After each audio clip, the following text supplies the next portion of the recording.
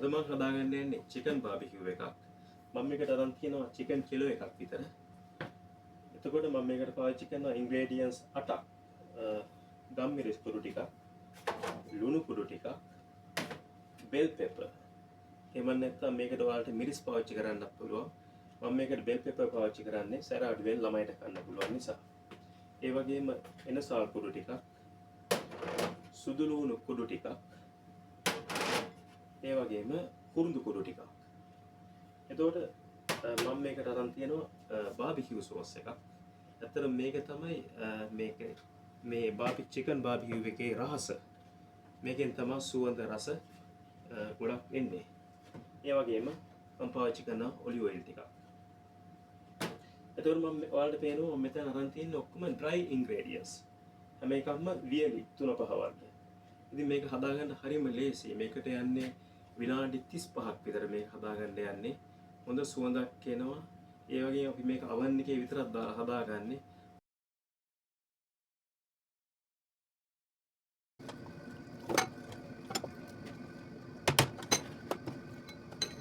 ලුණු, සුදු ලුණු, එනසාල්, කුරුඳු, ගම්මිරිස්, bell pepper, හෝ මිරිස් මේ හැම එකෙන්ම මේස හැන්ද දාලා අපි දැන් මේ chicken එක marinate කරගන්නවා. ඒතකොට මම කිව්වා මේ bell pepper දාන්නේ මිරිස් වෙනුවට කියලා. ඒ ළමයිට කන්න නිසා. ඒ අයට සැරට කන්න අමාරු පොඩි ළමයි ඉන්නවනේ. හැබැයි ඔයාලට ගොඩක් සැරට මිරිස් කන්න ඕන නම් මිරිස් මේස් හැඳි දෙකමාරක් වුණත් දාගත්තත් කමක් නැහැ. එතකොට මිරිස් දාගත්තයි කියලා bell pepper නොදා ඉන්න එපා. මොකද bell pepper වල හොඳ රසක් තියෙනවා මේ chicken barbecue එකට.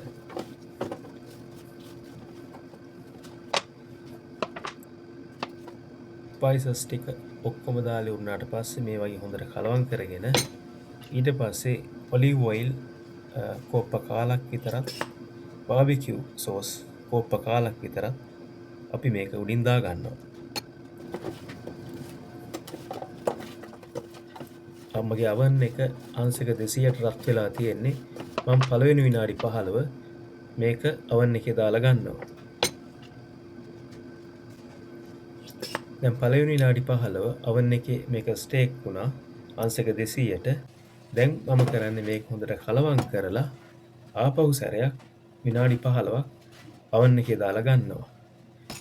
දෙවෙනි විනාඩි 15 දාන්න කලින් මම මේක හොඳට කලවම් කරලා තවත් බාබිකියු සෝස් මේස හැඳි 3-4ක් මේක උඩින් දාලා oven එකේ දා ගන්නවා. මේ විදිහට පියවර දෙකකට oven එකේ විනාඩි 15 දාගත්තාම වෙන්නේ අපිට මේ chicken එක හොඳට කලවම් කරන්න පුළුවන් ඒ අතරතුරේ. එතකොට මේකේ chicken එකේ හැම පැත්තක්ම හොඳට ස්ටේක් වෙනවා. සමහරවිට මේ කාලේ oven එකෙන් oven එකට වෙනස් වෙන්න පුළුවන්.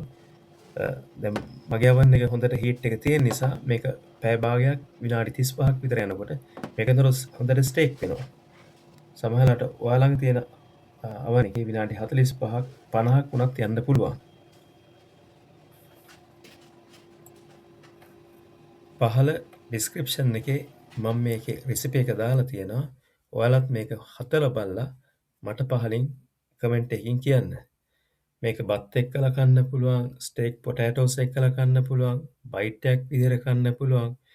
එහෙම නැත්නම් ස්නැක් එකක් විදිහට ළමයි කන්න උනත් මේක හරි ආසයි. මේක හැමෝම කන්න ආස රෙසිපි එකක්. ඔයාලා වීඩියෝ එක බලුවට ගොඩක් ස්තුතියි. මේ channel එකේ මම තව හොඳ රෙසිපි දාලා තියෙනවා. ඔයාලට පුළුවන් ඒවත් ගිහිල්ලා බලන්න. ඒ වගේම ඉස්සරහට මම තවත් ගොඩක් හොඳ රෙසිපි ගේන්න බලාපොරොත්තු වෙනවා. ඔයාලා ඒවත් බලන්න අමතක කරන්න එපා.